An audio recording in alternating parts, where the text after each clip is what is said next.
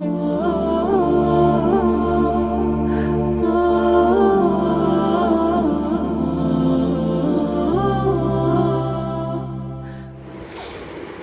و نصلی علی رسول الکریم اما بعد فاعوذ باللہ من الشیطان الرجیم بسم اللہ الرحمن الرحیم رب اشرح لی صدری ویسر لی امری واحلل عقدۃ من لسانی یفقہوا قولی۔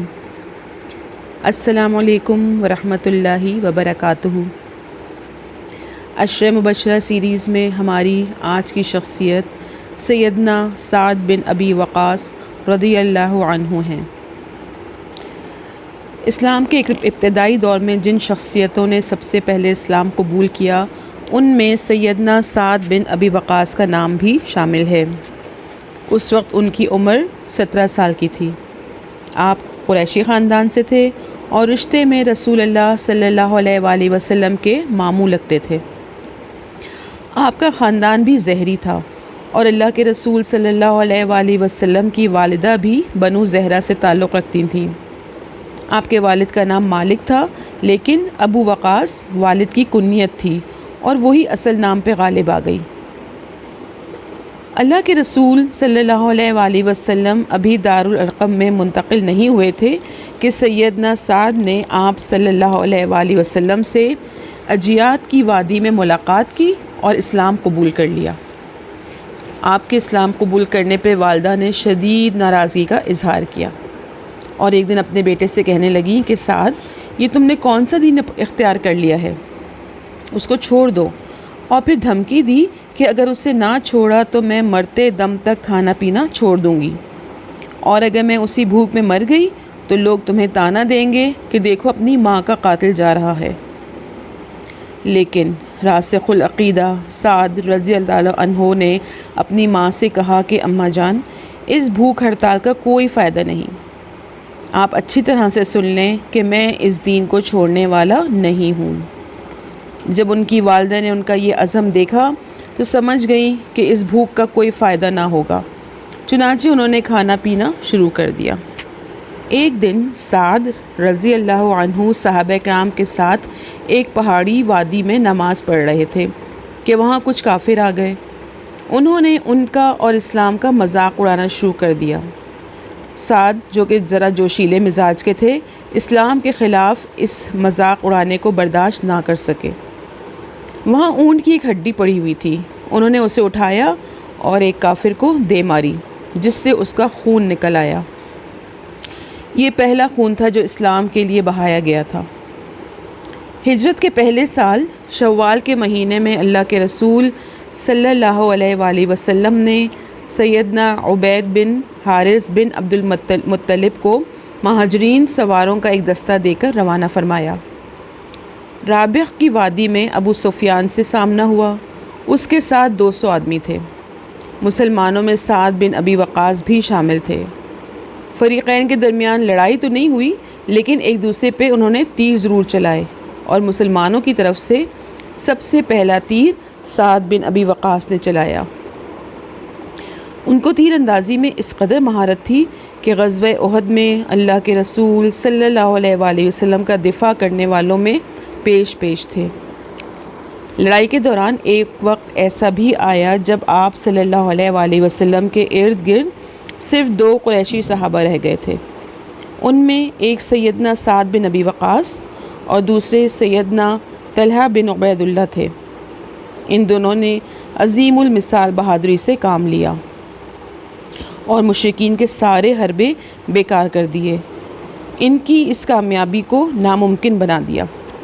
اللہ کے رسول صلی اللہ علیہ وآلہ وسلم نے ان کے لیے تیر بکھیر دیے اور فرمایا، سعد چلاؤ تیر، تم پر میرے ماں باپ فدا ہوں۔ اللہ کے رسول صلی اللہ علیہ وآلہ وسلم نے ان کے سوا کسی اور کے لیے ماں باپ کے فدا ہونے کی بات نہیں کی۔ سیدہ عائشہ کی روایت ہے کہ مدینہ طیبہ ہجرت کرنے کے بعد ایک رات اللہ کے رسول صلی اللہ علیہ وآلہ وسلم جاگ رہے تھے اور فرمایا کہ کاش آج رات میرے صحابہ میں سے کوئی صالح آدمی میرے یہاں پہرا دیتا۔ ابھی ہم بیٹھے تھے کہ ہمیں ہتھیاروں کی آواز سنائی دی۔ پوچھا کون ہے؟ تو جواب آیا کہ سعد بن ابی وقاص۔ تو آپ صلی اللہ علیہ وآلہ وسلم نے فرمایا کہ کیسے آنا ہوا؟ تو انہوں نے جواب دیا کہ میرے دل میں آپ کے بارے میں خطرے کا اندیشہ ہوا تھا تو میں پہرا دینے کے لیے آ گیا ہوں۔ سعد بن ابی وقاص نے تمام غزوات میں اللہ کے رسول صلی اللہ علیہ وآلہ وسلم کے ساتھ شرکت فرمائی اور اپنی بہادری کے جوہر دکھائے۔ فتح مکہ کے بعد حجۃ الوداع کے موقع پہ یہ ابھی مکہ ہی میں تھے کہ شدید بیمار ہو گئے اور ایسا لگتا تھا کہ ان کا آخری وقت آ گیا ہے۔ اللہ کے رسول صلی اللہ علیہ وآلہ وسلم اپنے اس پیارے، دلیر اور جانثار صحابی کی عیادت کے لیے تشریف لائے۔ آپ صلی اللہ علیہ وآلہ وسلم نے اپنا مبارک ہاتھ سعد کی پیشانی پہ رکھا، ان کے چہرے اور سینے پہ ہاتھ پھیرا اور دعا کی کہ اے اللہ سعد کو شفا دے، اے اللہ سعد کو شفا دے، اے اللہ سعد کو شفا دے۔ آپ صلی اللہ علیہ وآلہ وسلم بار بار سعد رضی اللہ عنہ کے لیے دعا فرما رہے تھے۔ سیدنا سعد اللہ کے فضل و کرم سے شفا یاب ہو گئے اور دوبارہ مدینہ طیبہ آ گئے۔ سیدنا سعد نے کئی شادیاں کی اور اللہ تعالیٰ نے اولاد سے بھی نوازا۔ اللہ کے رسول صلی اللہ علیہ وآلہ وسلم کی دعا کی برکت سے وہ بڑے مستجاب الدعوات ہو گئے تھے۔ لوگ ان کے پاس دعا کروانے کے لیے آتے تھے۔ ان کی صلاحیتوں سے امت اسلامیہ کو بہت فائدہ پہنچا، اور خاص طور پہ جب سیدنا عمر فاروق کے دور میں عراق میں یزدگرد اپنی فوجوں کو اکٹھا کر کے مسلمانوں کو چیلنج کرنے لگا۔ ایران اپنے دور کی سب سے بڑی طاقت تھی، کسریٰ کا نام سن کے ہی لوگ لرز جاتے تھے۔ فاروق اعظم کو جب یہ اطلاعات ملی تو انہوں نے مجلس شورا کا اجلاس طلب کیا اور مشورہ ہوا کہ وہ خود فوج کی کمان کرتے ہوئے محاذ جنگ پر موجود ہوں گے اور فوجیوں کو حوصلہ ہوگا۔ سیدنا عبد الرحمن بن عوف نے اس تجوید کی سخت مخالفت کی۔ انہوں نے سعد بن مالک یعنی سعد بن ابی وقاص زہری کا نام پیش کیا تو سبھی نے اس پر اتفاق کیا۔ سیدنا عمر فاروق نے ان کو بلوا بھیجا اور اپنے ہاتھوں سے جھنڈا ان کے حوالے کیا اور ان کے لیے دعا فرمائی اور عراق کی طرف روانہ کر دیا۔ یہیں سے سعد بن ابی وقاص کی زندگی کا سنہرا دور شروع ہوتا ہے۔ وہ قادسیہ پہنچ جاتے ہیں۔ دشمن کی فوج 1,20,000 ہے اور سعد یزدگرد اور رستم کی طرف اپنے سفیر کے ہاتھ پیغام بھجواتے ہیں کہ دیکھو صرف 3 صورتیں ہیں، یا تو اسلام لے آؤ تو ہم تم سے لڑائی کیے بغیر واپس چلے جائیں گے، دوسری صورت یہ کہ ٹیکس دینے کا اقرار کر لو، اور تیسری صورت یہ ہے کہ ہمارے اور تمہارے درمیان تلوار فیصلہ کرے گی۔ یزدگرد یہ سن کے غصے سے بے قابو ہو گیا۔ اس نے لشکر اسلام کے سفیر سیدنا عاصم بن عمر کے بارے میں حکم دیا کہ ان کے سر پر مٹی کا ٹوکرا رکھ کے انہیں واپس کر دو۔ سیدنا سعد بن ابی وقاص کے کارنامے بہت زیادہ ہیں۔ ان کو نام و نمود سے بڑی نفرت تھی اور وہ اقتدار کے خواہش مند بھی نہ تھے۔ جب سیدنا عثمان کی شہادت ہوئی اور لوگوں میں اختلاف پیدا ہوا تو ان کو بھی خلافت کی پیشکش کی گئی، لیکن انہوں نے ہر چیز سے کنارہ کش ہو کر مدینہ سے باہر اپنا خیمہ لگا لیا۔ جب ان کا آخری وقت آیا تو ایک صندوق کی طرف اشارہ کیا کہ اس کو کھولو۔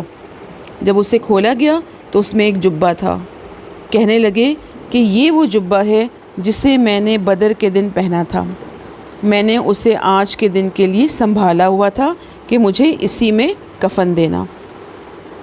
آپ کی عمر وفات کے وقت 78 برس کی تھی۔